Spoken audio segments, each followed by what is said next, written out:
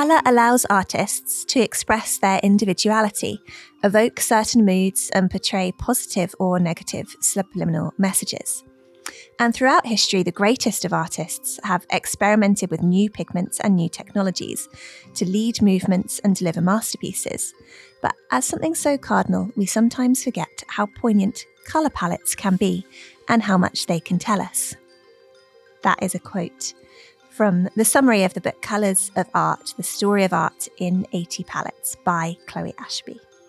So welcome to Stories in Colour, a podcast from the National Gallery here in London, where we're uncovering the mysteries of colour in culture, art and history. Do make sure you're subscribed so you don't miss any episodes. Today we're looking at how we can read colour in paintings. How do the colours the artists choose and the way each of us see them help us to find a story? I'm Beks from the digital department here at the gallery, and to help us answer this question, I'm joined by Chloë Ashby. So can we think of colour as a kind of language? Yes, absolutely. I think colour is a language like any other. The way that artists have used it changes according to time and place. It's something that can be used to describe a scene, to describe what a person is doing in a scene. It can also, in the same way that a narrative works, I think it can draw our eye around a canvas, for example, and sort of draw our attention to certain moments, certain sections of a painting, and highlight what's going on in that way. So there are obviously so many different ways we can read a painting, but in your experience, how do you go about reading a painting and how does that involve colour? And we can start to look at the Edward Manet painting, The Bar at the Folies Bergère from 1882. So I think, first of all, it's probably worth saying that I definitely don't have a set format when it comes to reading a painting. I think it really depends on my mood, how tired or upbeat I'm feeling on a particular day, whether I'm hungry. It depends if I'm reviewing an exhibition and I'm standing in front of an artwork and thinking about it critically, or whether I am zipping through a gallery with my son and thinking, right, I've got a few precious moments. What do I want to linger in front of? With the Manet, so before thinking about the colour, for example, the way that I approach this painting and the way that I have always approached it is I've always gone straight to the barmaid and her face. For anyone who isn't familiar with this painting, I'm sure very many of the listeners will be, it shows a young woman standing behind a bar, and behind her is a vast gold-framed mirror. And in the mirror, you can see a crowd mingling in this brightly lit interior. On the bar in front of her, there are then all these sort of lush still life items, gold top champagne, there are oranges in a crystal bowl. But yes, the thing that has always got me is her face, her expression. She's sort of looking slightly down. She's not really meeting our gaze. Her eyes are quite heavy. She's unsmiling. She's quite flushed. And it's always made me wonder, what is she thinking? What's she feeling? Is she tired at the end of a long shift? Is she bored? Is she fed up with dealing with slippery clientele?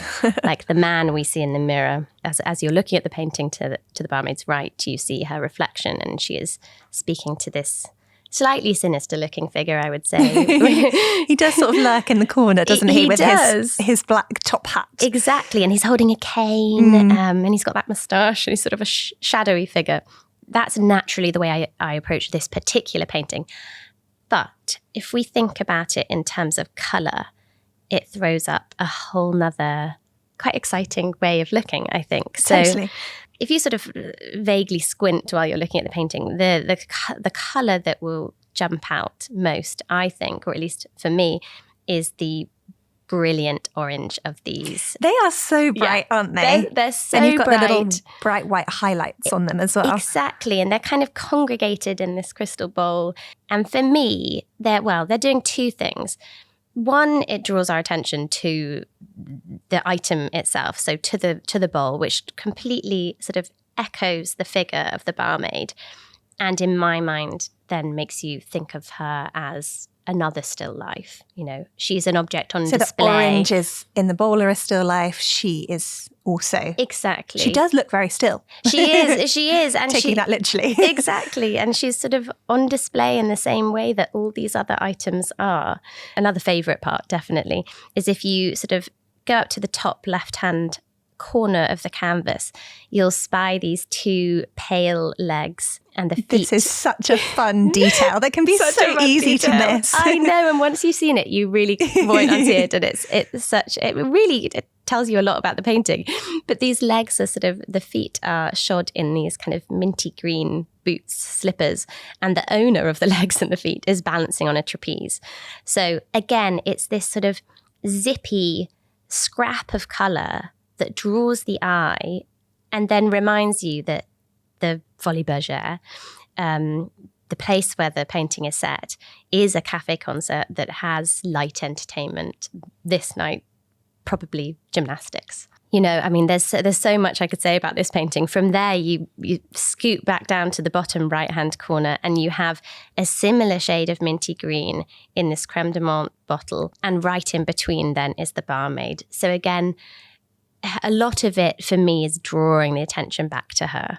I won't go on and on. I can do if you would like me to, but no, I think it's so helpful because I think often our instinct with a painting is, I must read the label.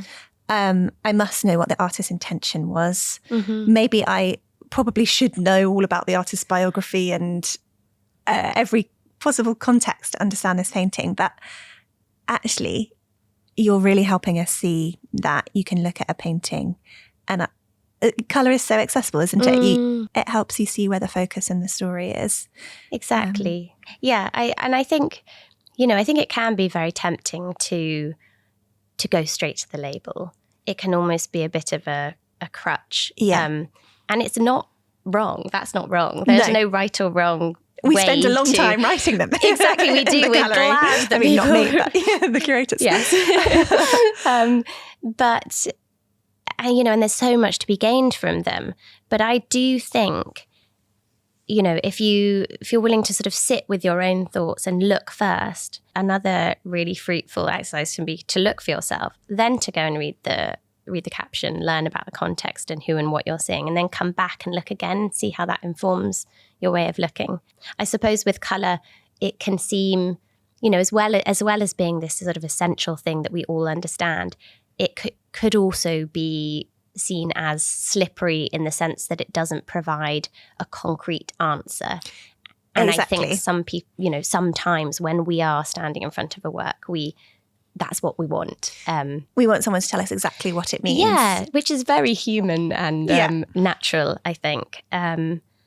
But colour gives you a lot of freedom, I think. It does. We have talked a lot on the podcast, I think, before about the kind of cultural relativity of colour and emotion and how, each of us brings our own personal, even scientifically, we bring our own personal perception of colour. And so there is, I guess, a freedom in looking at the colour and finding your own way into the painting. I think so. Yeah, completely. Yeah. I'm going to go back to the blurb, the quote I read at the start, because I think this helps us understand all this as well from your book. Colour allows artists to express their individuality, evoke certain moods and portray positive or negative subliminal messages. And throughout history, the greatest of artists have experimented with new pigments and new technologies to lead movements and deliver masterpieces.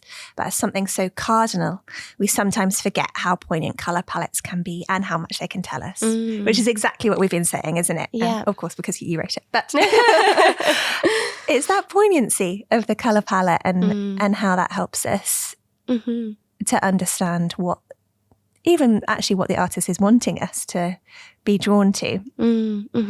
So, we've looked at the very wonderful Edouard Manet's bar at the Folies Bergère from 1882. And now would be a good time for us to take a break. But we will dive in after the break into some other paintings. Actually, we're going to go into the National Gallery's collection and have another look at different ways in which colour might help us understand paintings.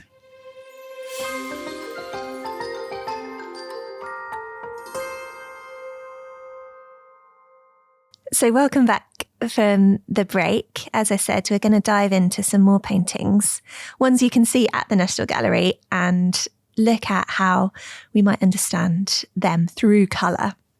So the first that we're going to look at is the Supper at Emmaus by Caravaggio. He painted this in 1601, and I will describe it so you can get a sense of it, but I'm not going to name who's who or anything yet until we've started looking at the colours. But so that you listening can imagine it, we see a little room, we see 4 men gathered around a table which is covered in a white tablecloth. 3 of the men have their chests facing out towards us, and the position of their bodies creates an almost triangle shape across the painting. The 2 outer men turn inwards to face the figure who is seated in the centre, who is dressed in red robes with white fabric draped over his left shoulder. And the background of the painting is really quite dark, browns almost going deep into blacks. And the shadows from the figures are cast on the wall where it's sort of a lighter brown. So, Chloe, what's going on here? But what can light and colour tell us about this scene that Caravaggio has painted? Mm-hmm. Well, Caravaggio, as I'm sure very many listeners are aware of, was a master of chiaroscuro. And here, I think this painting is such a fabulous example of how he's harnessed contrast in light and dark and colour to create a moment of tension. There's such high drama. And that's what we mean scene. by chiaroscuro. Exactly. Is that contrast of light and dark. Yes. Creating that drama. Yeah. Which is, you know, when you think about it, as you described the painting so beautifully, it's a scene, a supper scene, again, as the title tells us. And yet the amount of drama that he packs in there is quite remarkable. You know, you described the background. It's sort of a very dimly lit space. The background is quite nondescript. It's these dark shades. And then offsetting that, you've got this real bright white tablecloth. There are various elements that are sort of popping against the background. One of my favourites is on the seated figure who has his back to us, who looks as if he's about to push himself up out of the chair. You see a tiny little pocket of bright white on his elbow that draws the eye. And if you look closer, you can see that his jacket has torn. Now, he may have torn his jacket a long time ago, but it's tempting to think that, you know, the force of this moment of realization, which we'll talk a bit more about, and that has caused him to leap out of his chair, is tempting to think that he's torn his jacket in the moment. Yes. I really like that. So the figure in the center who is facing us, he is bathed in light, and we're sort of veering slightly away from colour here, but briefly I'll come back to it. Unlike the 2 men seated either side of them, he has this sort of youthful looking face. He doesn't have any facial hair. And he's wearing, like you said, this bright red robe and has this sort of white fabric thrown over his shoulder. He also, if you look behind him on the wall, those shadows you mentioned, the shadow directly behind him is almost sort of curving around the top of his head in a bit of an arc. Yes. So maybe at this point it's helpful to say who he is. Yes. This is the figure of Christ. The moment that's being painted here is the moment where these 2 seated men, who are 2 disciples, realize who he is. They've been traveling with him. They met him, I think I'm right in saying, 3 days after the crucifixion. Yes, on the 3rd day after the crucifixion, exactly. Great. They weren't aware of who he was. They have just realised. So it's this moment of high drama. I think, you know, as well as these sort of pockets of light and dark, it's also worth drawing people's attention to the earthy tones in general, which this is something that Caravaggio did again and again with his paintings, his altarpieces. He took a story that was divine, you know, a biblical story, and kind of made it palpably real by painting it in these real earthy tones. So There is a lot of brown. There is a lot of brown. Brown and black. There's a lot of brown on that cooked chicken. On the basket of fruit, which kind of teeters really tantalizingly on the edge of that table. You feel as if you could reach out and grab it. Mm-hmm. I don't think it's a coincidence that there are lots of earthy tones there. And there's the bright white of the shell on one of the disciples as well, isn't there? That kind of draws your eye. All of the white kind of playing to draw our attention into this central figure of Christ, whose hand then is reaching out towards us. Yes. Yeah, it's very cleverly done. It's a seemingly simple scene, but one that's been kind of carefully curated. It's staged almost, isn't it? Exactly. It's sort of a piece of drama, and it's as if they have, if they were here today, if he was doing it today, you could imagine lights shining down on them, creating these perfect moments of light and dark. I don't think you need to know the story to recognize, for example, that the figure of Christ is dressed quite differently in terms of the colours of the clothing he's wearing. And again, thinking about the light shining down on his face. So it's an interesting one, going back to what we were saying before about, what you know, what you don't know coming to a work. Thinking about how looking at art through the lens of colour can be a sort of a way in. Yeah. Absolutely. Shall we look at another example now? Yes. Another very famous painting in the National Gallery's collection, which is the Toilet of Venus, or the Rugby Venus, by Spanish artist Diego Velázquez, painted 1647 to 51. And Velázquez was born in the very end of the 16th century in Sevilla in southern Spain, which at the time was an important city with a thriving artistic community. And he was the kind of preeminent Spanish artist of the 17th century, leading artist in the court of King Philip IV of Spain and Portugal.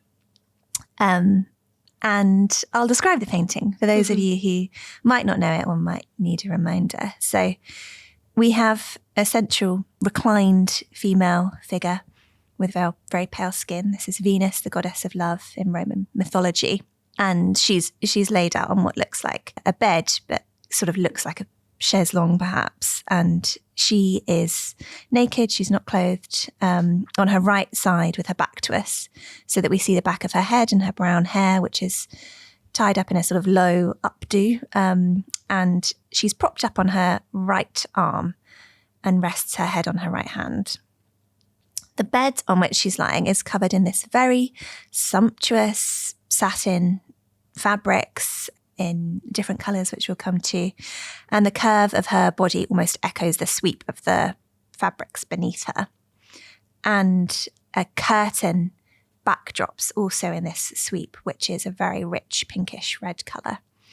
And then there is another figure in the painting, which is her son, Cupid, who's a little small figure with little wings and short brown hair, and he kneels on the bed and props up a rectangular mirror, which has a heavy, black, thick frame, and she's looking into the mirror, and her face is a little hazy in the mirror.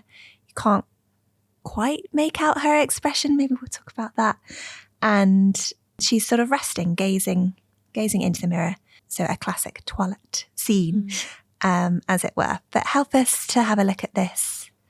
If we don't know who Venus is, we don't know who Cupid is, what can the colours tell us about this painting, Chloe?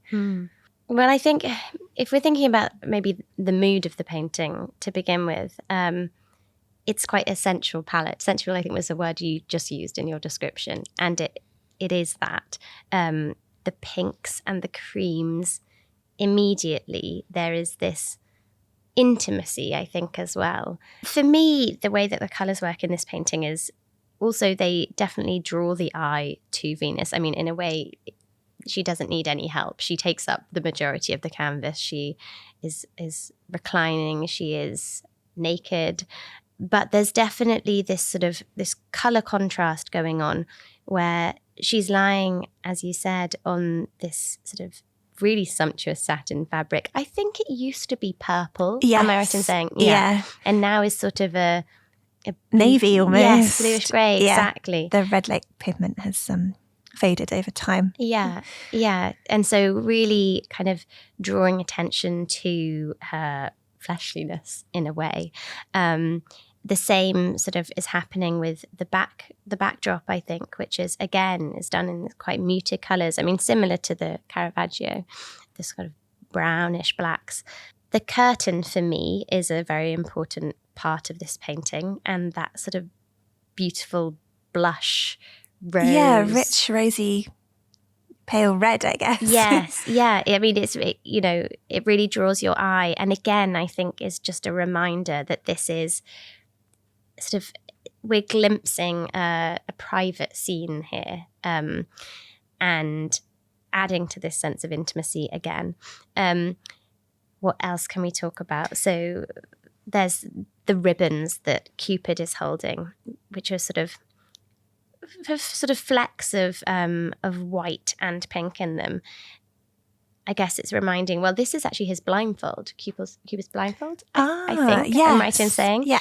But ties him to the curtain and also to the white, very crisp white sheet beneath Venus. And these ribbons are they're around his wrists and then also draped over the mirror. Yes. And they do create quite a contrast, don't they, with the black frame of the mirror? Yeah, they do. They sort of soften it in a way. And tying quite nicely, actually, with that hazy reflection that you mentioned. Venus's face in the mirror, which is, it's slightly obscured, but one thing you really can make out is the sort of rosiness of her cheeks. Yes, the flush. Yeah, it's almost the thing that stands out the most, I think. I agree. You can see that on her real face as well, not the reflection. You can. It's that real, I don't know what I'm now thinking of when it was very sort of cool and fashionable to have a lot of blusher. When was that? I don't know. The various points in history, but this moment was perhaps one of those. But also is evoking, I think, that again, this sense of we're possibly seeing something we shouldn't. Also just the fact that she is naked and she has her back to us and we are seeing her. Is she aware of our presence? Yes, you don't quite know where her eye contact is in the mirror because it's hazy. Yeah. And you wouldn't immediately know that she is a goddess, I don't think. No. If you hadn't read the title or didn't have the context.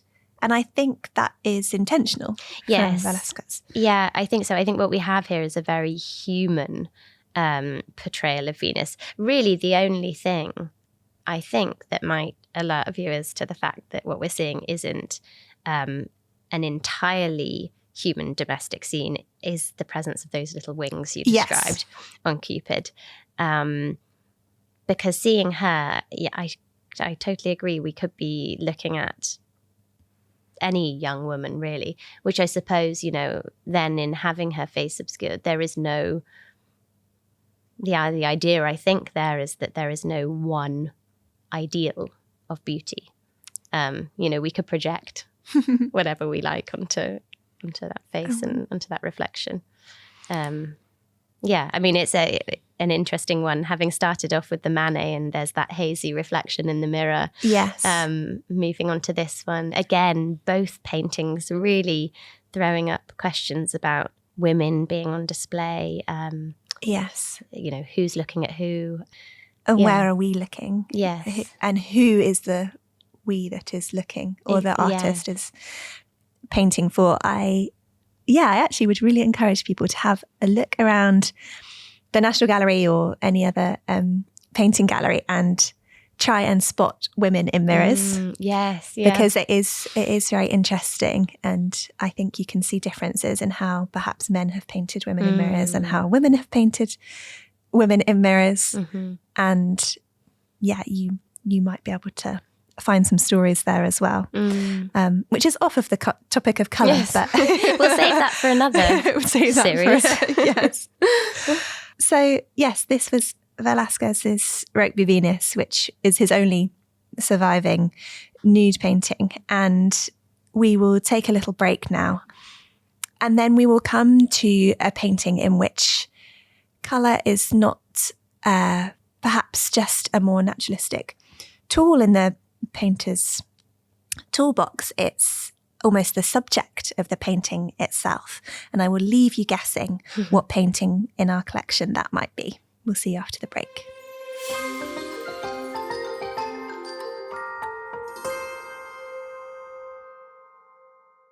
So I teased before the break that we were going to look at a painting in which colour was almost the subject. And that painting is Combing the Hair by Hilaire Germain Edgar Degas, painted in about 1896.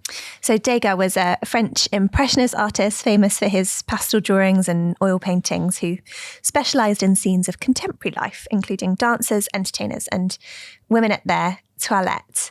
And yes, this is basically a study in red, isn't it? We can see two women in the painting, and the entire background really is this very vibrant, almost brick red. And there's one woman who's standing and a young girl who's seated in front of her, having her hair combed. The woman standing is a maid. She's wearing a servant's uniform. So we've got this pink blouse with really voluminous puffed sleeves. Great sleeves. Such good sleeves. I feel like they would be quite fashionable now. I think so. And a grey skirt, which is mostly covered by a large white apron that she's wearing, which is tied around her waist. And her bright red hair is tied up in a bun on the top of her head. The young girl is sort of holding some of her hair back, and the maid is combing through her hair. And her hair is also this deep red colour.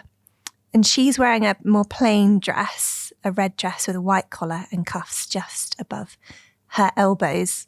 It looks like it's a bit like a nightgown. It's also possible, but we're not sure, that she might be pregnant from the curve of her stomach. And she's been really pulled back, isn't she, by the force of having her hair brushed. And yes, she's sort of, that right hand that I mentioned, sort of holding her hair, is almost there to sort of steady herself as she's being pulled back. And there is a table in the foreground as well with a few pieces on it in sort of mottled colours. So how might we understand this painting when there's so much red going on in it? Well, for me, this is such a claustrophobic painting in the best possible way. I adore this painting. But just having so many variations of one colour, all these different shades of red, or sort of reddish orange, pinkish red, it really amps up the claustrophobia of the scene to me. I think you mentioned their different clothing, the colours of the clothes. It's one way of sort of identifying who we're seeing. The maid is very clearly a maid with this white, sort of greyish white apron. And yet I quite like the sort of how she's tied to, let's say, her mistress, this woman whose hair she's brushing, by the white cuffs and collar of what might be a nightgown. This isn't specifically to do with colour, but another thing connecting them, besides the fact that the mistress is holding onto their hair, is their arms. If you look at the composition of the painting, their arms almost form this lovely figure of 8, which is a nice little aside. Yes, there's a flow around their arms, isn't there? There is. And the hair itself, so what Degas has done throughout this painting is there are moments where he has this very sort of harsh, dark outline. So you see it, for example, on the right-hand side of the apron of the maid, and you see it along the sort of curve of her face, which I think sort of underscores there's a slight menace to the scene. But the hair itself of the mistress, the focal point of the painting. Literally in the centre of it. Exactly, literally right in the centre, has no outline, and it's almost like the colour from the hair is spilling out unchecked and leaking over this canvas. Because it blurs into the red background. Exactly. It's quite hard actually to tell them apart. There's a sort of a slight hint of an outline. It's almost like when you see the sea and then the horizon of the sky and you can't quite tell where the horizon line is. Exactly. And yeah, you described so well having her hand pressed on her hair. It's the feeling that someone with long hair will know too well. But if you haven't had long hair, that sense that you must hold on to the top of your head when you are having a brush, otherwise it will yank. Otherwise it'd be really painful. Exactly.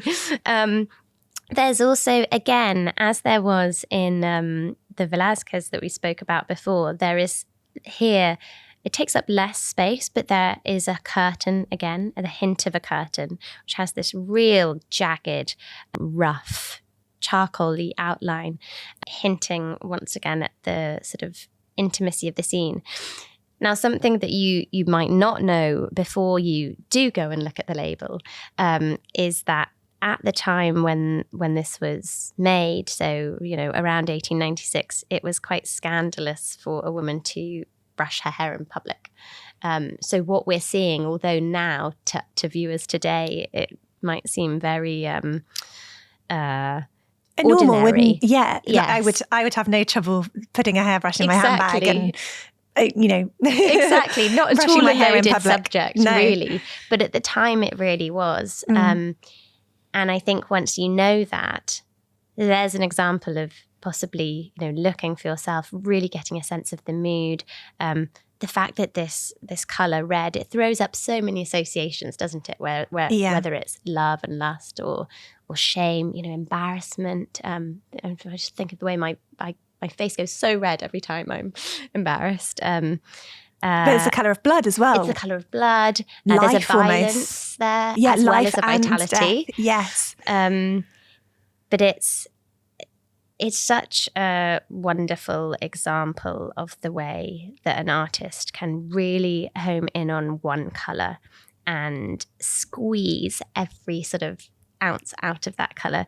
There also, there are pockets of almost calm here as well. I find when I'm looking at it that briefly there are moments of relief, for example, that come from the comb that the maid is using to brush the mistress's hair, and also in the brush that's resting on the table in the foreground. They're a sort of faded yellow. Yes.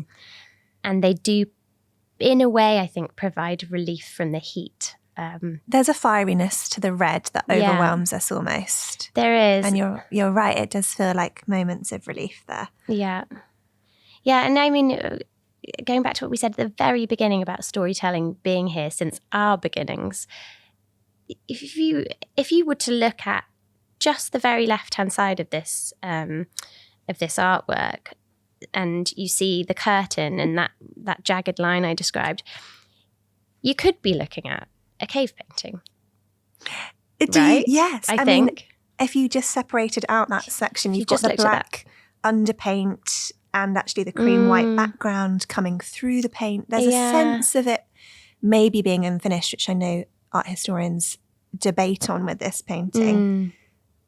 But yeah, it does feel quite primal, doesn't it? The way the colours are laid and the brushstrokes there. Yeah, yeah. And I suppose especially the table as well is there are almost sort of hazy sketches of other objects on the table that have been left that way, which you could take to sort of be another hint at this being this kind of ordinary, fleeting moment in a woman's day. I think this really helps us because we're able to read the colours in the painting. And, you might not know that there's red earth pigments and vermilion pigments and red lead pigments in this painting, but you can look at it and anyone can say, oh, there are loads of shades of reds going on here, reds and oranges and pinks, all related. And you don't need any prior knowledge to know what feelings red evokes to you and in culture, those things we talked about just before. And I think we can look very quickly at another painting which might tell us a lot about mood through colour as well, which is Vincent van Gogh's Sunflowers, in which I would say perhaps colour isn't the subject of the painting perhaps as much as the Degas, but the yellow tones of this painting give us so much in terms of mood. And there are 3 types of chrome yellow pigment in this painting. There's then the greens of the feathery backgrounds to the sunflowers, viridian there.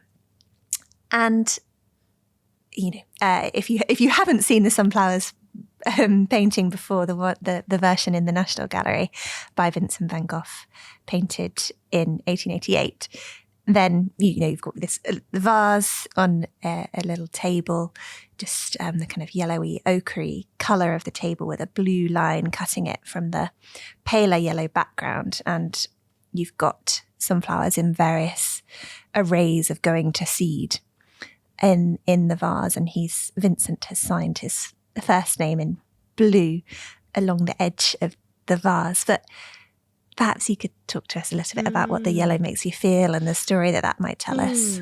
Yeah, I think this is one of several versions of the sunflower paintings that he made. And yes, in a way, it's a very different form of heat to the heat we're describing in the Degas, which is a sort of intense and claustrophobic heat. But there is that summery heat to the sunflowers. Some of the sunflowers, as you said, we're seeing them at different points in the life cycle, but some really almost stand in for the sun, I think. For me, looking at it, there's something upbeat about the painting. On a very basic level, it makes me feel happy looking at this painting of yellow flowers. I think that's a thing that yellow, I'm sure I've heard and read somewhere that, you know, when a house is being staged, if you put yellow cushions in, it makes people feel happy when they wander in. But yeah, it's another really brilliant example of an artist, you know, really focusing on one colour. I think, and we see this again and again in art history, especially over time as more and more pigments become available, not just available, but less costly. There are so many options out there. And I think there's something quite powerful about paring it back and, you know, making a really powerful statement just with one colour. Yeah, totally. It's really interesting that you find this really joyful, because I think a lot of our visitors do as well. It's something that when I've spoken to the staff who work on the floors in the galleries, they say that they can see the joy in visitors coming to see this painting. And yet I feel some people would read a kind of melancholy or sadness into the browns and yellows, perhaps because of what we know of the sadness of the end of Van Gogh's life, this being painted right at the end of his life. And I love that, because I don't think either is right or wrong. I think both can be true. And as you were saying before, when you come into a gallery and your own emotions will be in different places every time you look at a picture or visit a gallery. And actually, you might read the colours differently on any given day. Or you might read the colours differently because you've got different contexts for painting. But actually, you're going to get the emotion and some sense of story from the colours, whether or not it's quote unquote right or wrong, or and to that extent that doesn't really matter, I think, because you're still going to get something really beautiful out of the painting. So we're coming to our final painting to look at now, which comes from a question that the listeners have asked us. We asked what painting comes to mind when we say the word colourful, and one of you selected The Judgment of Paris by Peter Paul Rubens, probably painted in 1632-5. So Rubens was an enormously successful painter whose workshop produced an amazing number of works, but he was also a really important diplomat in 17th century European politics. And he painted a few versions of The Judgment of Paris, but this one that we have is seen as a really definitive piece of Flemish Baroque art. And so we're going to have a quick look at it now with all of its colours. And I will describe it as I have the others so that you can imagine it at home. It's a very busy painting. It's very busy. So much going on. There are 3 goddesses who stand on the left-hand side of the painting who are in various states of undress. There's a shepherd who's facing the 3 goddesses who holds out an apple in his right hand. So he has been asked to make a choice and give the apple to the goddess who he deems to be the fairest, the most beautiful.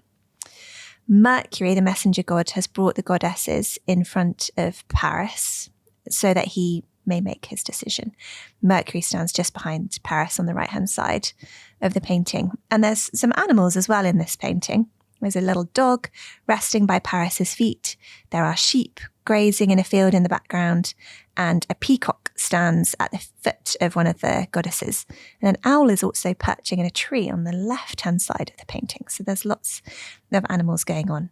And we're sort of in a kind of woodland field scene. There's quite a few trees in the background, and in the sky above we see what looks like the torso of a figure emerging from a billowing cloud. So should we have a look at the colours in this painting? And I think, maybe you were saying in one of the breaks about how we shouldn't have to know what the mythological story of a painting is. You know, if we haven't read the classical Greek or Roman myths, to get something really amazing from it. And so how might understanding or looking at the colour in this painting help us with that? Well, I mean, first of all, like you said, this is a busy painting. I really just get the feeling that Rubens is having fun with colour. The colour seems to dance around the canvas. There is the sky you described. It's at once cloudy and the brightest blue. And that bright blue is echoed in the opposite corner of the canvas. So you've got the sky top right, you've got this little swatch of fabric that is the same sort of blue bottom left. Again, there are moments of sort of mirroring going on. So Mercury's cape, which is sort of flying in the wind, quite dramatically, this rosy red, again finds an echo. Mercury is on the right-hand side of the canvas. It finds an echo on the left. I think, there's no doubt in my mind about who is the focus of this scene. And for me, it's these 3 women who are bathed in light. Among the scenery, there are lots of earthy tones. There's a lot of greenery, sort of shrubbery there, and earth itself, literal earth. And then we have these kind of creamy white women who are sort of spotlit and who are in various states of undress and sort of striking their very best poses. Yes. I think they are being put on show, aren't they? They are. They're very much on show. I mean, there's definitely a theme that's emerging from the artworks we've looked at today. But yeah, I think, that simple colour contrast between the flesh of these female figures and the trees and the natural landscape around them draws our eye towards the women. So one thing to note about this painting is that our conservation department have seen changes that were made after Rubens painted it. So the owner later made some decisions, we think, to make the women foregrounded look a bit more modest. So he decided to change exactly the kind of moment in the mythological story that was being depicted. If you would like to find out more about that, really fascinating, the changes that were made and how our conservators decide to restore the painting, you can watch the video on our YouTube channel about restoring this painting, which will give you another lens with which to view the story. But hopefully we have answered that audience question to look at colour in this painting. And so that brings us to an end of this episode on how we can read colour in paintings. If you've got more questions you want to ask us about the story of colour, you can email us. We're on podcast@nationalgallery.org.uk. Or you can send us in your questions via our social media channels. Just mention the podcast. So thank you so much for joining us for today's episode of Stories in Colour, with huge thanks to our guest, Chloë Ashby. Thank you for having me. And I've been your host, Beks Leary. Our producer was Harry Rosehill. Our researcher was Hannah Rogers. Our technicians were Ian Warren and Tom Gulliver. Our video producer was Alessandro Sorrenti. And with huge thanks to our scientific team here at the National Gallery. And thank you for listening.